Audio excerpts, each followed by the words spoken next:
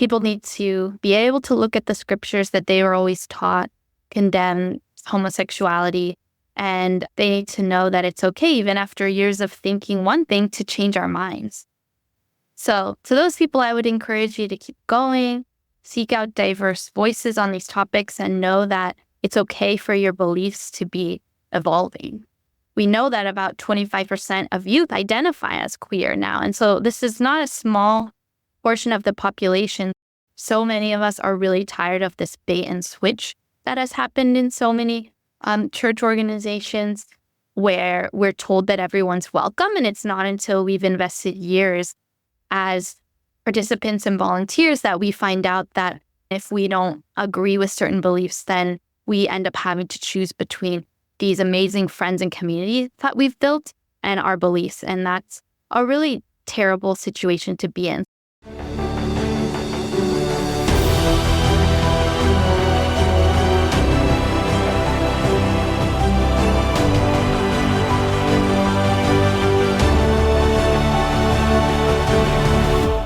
We're talking today about the dechurching of America, the dramatic decline in church attendance by people under 35, and the abandoning of organized religion by many millennials and Gen Zers.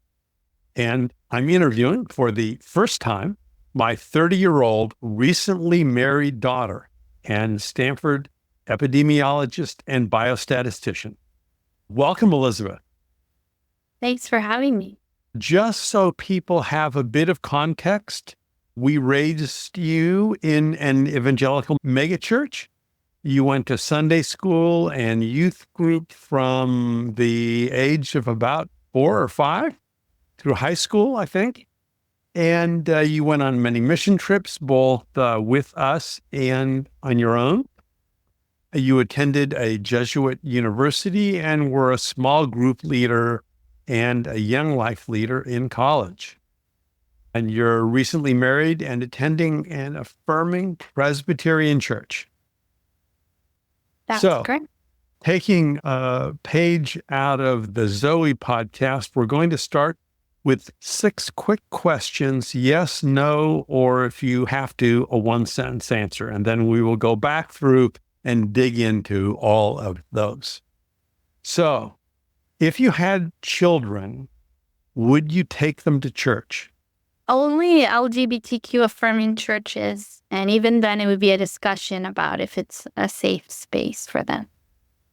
Do you think it's safe to regularly take a child to a non-affirming church? I don't think so. Studies have found that LGBTQ youth, race and religious environments experience increased discrimination and internalized homophobia and have more suicidal ideation compared to their peers in less religious, with less religious importance in their lives. Has the treatment of LGBTQ individuals and sexual minorities caused some young people to leave the church? Absolutely. Has the treatment of women in the church caused some young people to leave the church? Yes, there was a recent New York Times article that I sent you titled, "In a First Among Christians, Young Men Are More Religious Than Young Women." And the article talked about some of the reasons why young women are leaving the church, including sexual and spiritual abuse, lack of women in leadership, and the patriarchal beliefs that women should submit to men.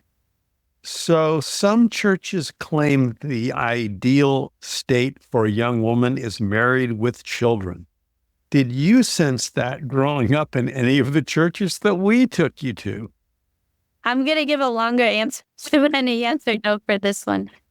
I grew up with women in leadership, single women leaders in my youth group, and I would say just around very ambitious women that modeled leadership. So I think the message about women, that women should be married with children, was more subtle, mainly just in the way that heterosexual marriage was celebrated as kind of the goal. But I know that this messaging around women is much more overt in some churches and some communities where women are not allowed to lead, and they're explicitly told that their role in life is to be a wife and a mother. which I was never explicitly told that, but I do think that there were some more subtle messages in modeling that way. Last question. Has the prohibition on premarital sex and the treatment of staff members or other volunteers who were cohabitating with their boyfriends or girlfriends caused some young people to leave the church? Yes.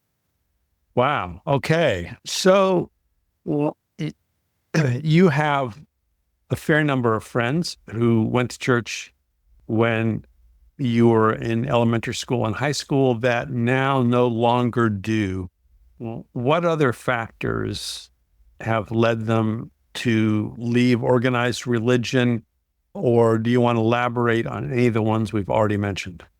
Yeah. So, I mean, I have friends that still attend church and friends that don't. So it's definitely a mix. I think that a lot of it has to do with lack of acceptance in churches. So we've talked a little bit about the lack of acceptance for women and queer people, but also people of different races and ethnicities, immigrants, people with different experiences, viewpoints, and backgrounds than the upper middle class white communities that make up so many of these evangelical churches. I think people in my generation have questioned church authority or church teachings and have often been shut down, dismissed, or gaslit, and that has really turned them away from the church.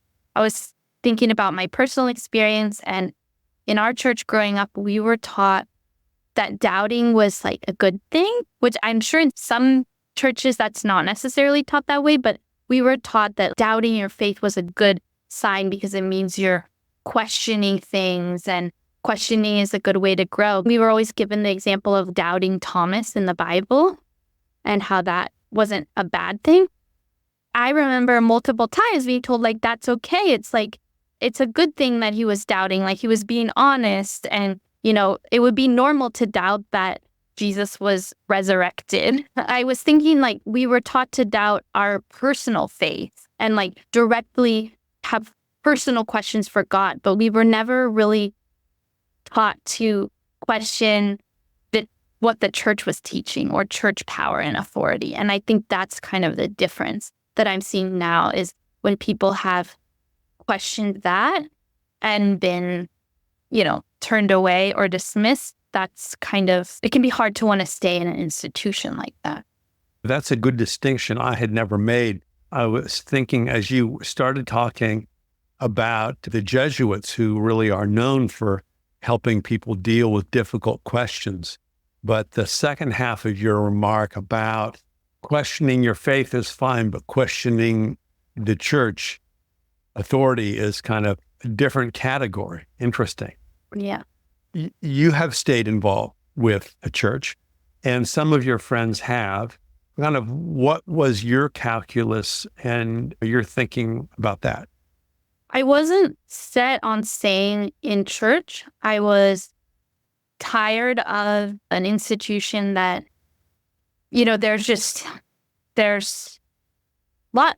lots of things going on in the world in 2020 when I left my other church, and then 2021 when I started attending my current church. And I think some things that encouraged me to stay when I started attending my new church was, one thing was that it is an LGBTQ affirming church, and I hadn't experienced that before.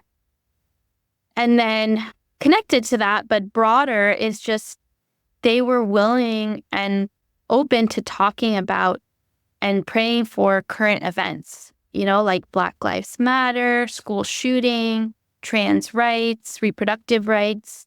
And that continues till today, praying for Palestine and, beyond praying, but really like talking about it, they had a voter education workshop the other week, which was nonpartisan. So they're not telling us how to vote, but they're open to talking about these things and engaging with the community on the things that we care about and the things that are happening in the world. And I felt like that wasn't happening in the church that I was in before, probably because they didn't want to upset anybody or lose donors or attendance. So I think I see my current church as a place that they themselves, even the pastors preaching, are questioning power and authority in a way that I hadn't seen before in a church. So I think those are just some things that have caused me to say, and also the fact that the community feels really genuine. There's not like fancy lighting and music. There's not catchy sermon series titles. It doesn't feel like it's trying to lure people in. It just is a place where people can be a community as they want to be and care for each other and get to know each other. It doesn't feel like they're trying to evangelize and reach as many people as possible and just get people in their seats, which I think is kind of like the point of some of these mega churches, is to grow and just increase attendance. And I think it's really refreshing to be in a different space than that. So when you kind of think back on your childhood church and what you are now, if someone came to visit your church who had never been to an affirming church, what strikes you as different, or what might strike them as different?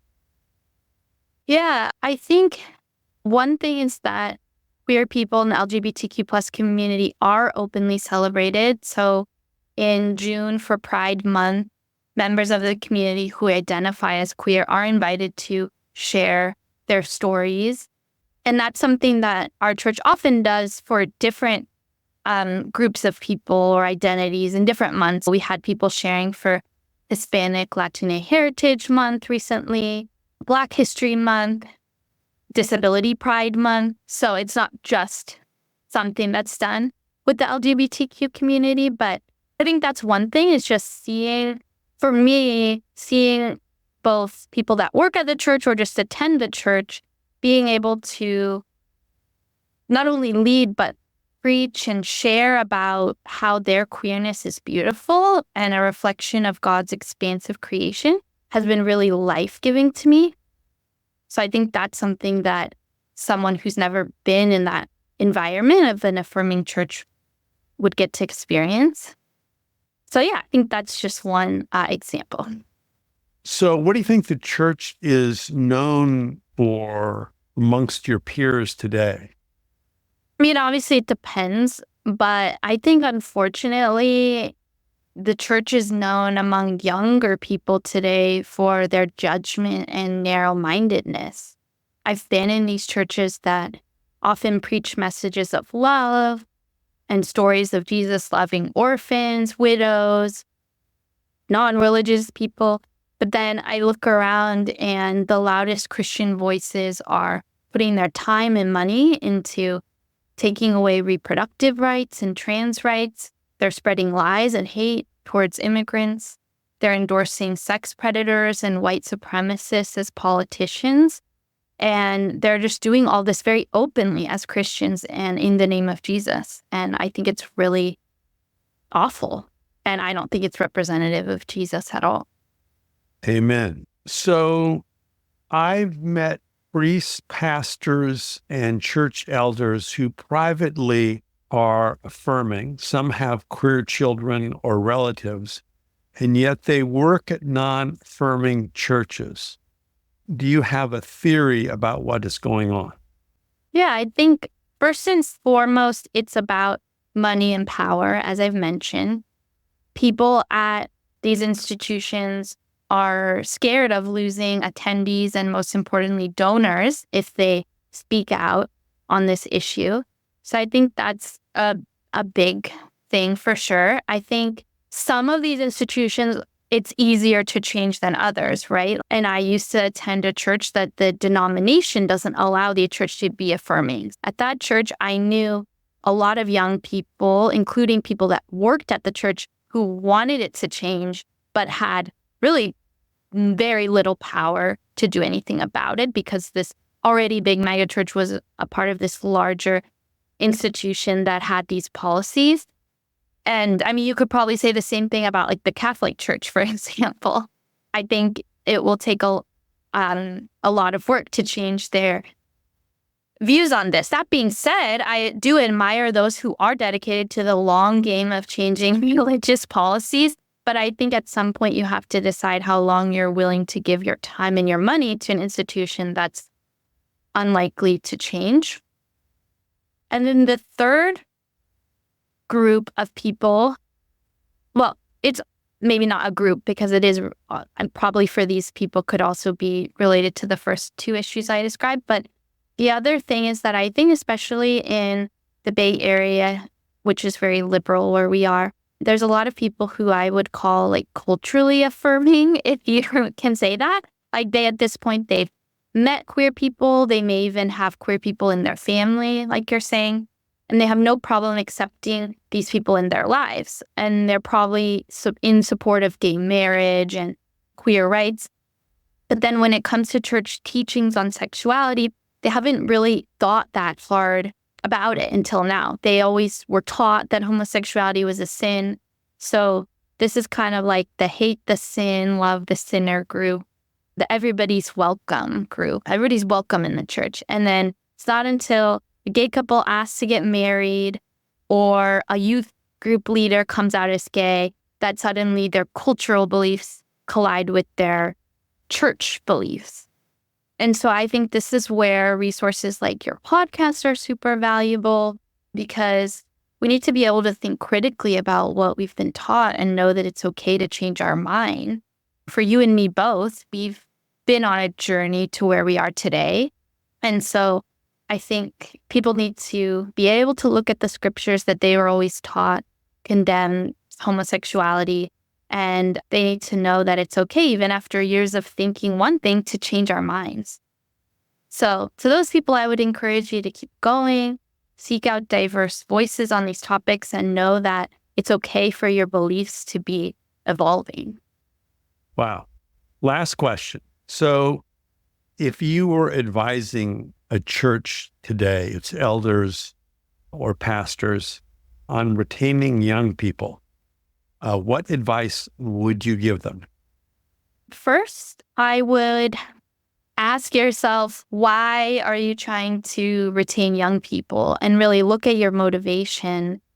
Because if it's just to get numbers and have people in seats, I don't think that's a good enough reason. Like I said at the beginning, I don't think a lot of churches are safe places for LGBTQ youth. And we know that about 25% of youth identify as queer now. And so this is not a small portion of the population. So I think that's the first thing, is really ask yourself why you care about this issue. And are you really willing to listen to young people and do the work that needs changing in your church for them to actually be safe and welcome? Because if you're not, then I don't think it's a really necessarily should be your goal to just try to bring people back into an institution that's not necessarily good for them.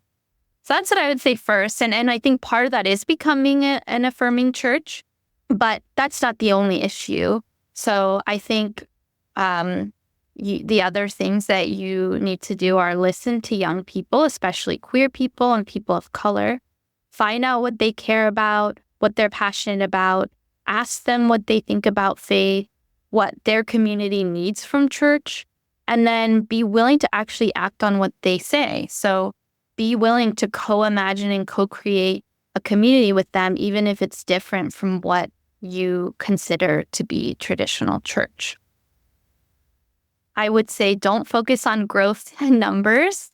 Don't focus on fancy events, catchy slogans, and sermon series or cool music. Just focus on genuine and authentic community. As I mentioned, something that I appreciate in my church is don't be afraid to talk about current events, politics, social justice, and issues that matter to young people. And don't put money or donors above these things. And then lastly, I would say be clear, be open, and be honest about your beliefs and values, because I think so many of us are really tired of this bait and switch that has happened in so many church organizations, where we're told that everyone's welcome. And it's not until we've invested years as participants and volunteers that we find out that, as my sister was saying to me, our belonging is predicated on belief. And if we don't agree with certain beliefs, then we end up having to choose between these amazing friends and communities that we've built and our beliefs. And that's a really terrible situation to be in. So if you're going to have some of these beliefs, just be open and honest from the beginning so that people know what they're getting themselves into. Well, thank you very much, Elizabeth, for having the courage to go on the record. Well, thank you for having me. Thank you for joining. If you have enjoyed this episode, I'd love to have you leave a comment or a review on whichever podcasting service you use. If you need to get a hold of me privately, you can go on the website, thebibleandhomosexuality.com, and click on the Contact tab. This is Elton Sherwood. Stay safe and God bless.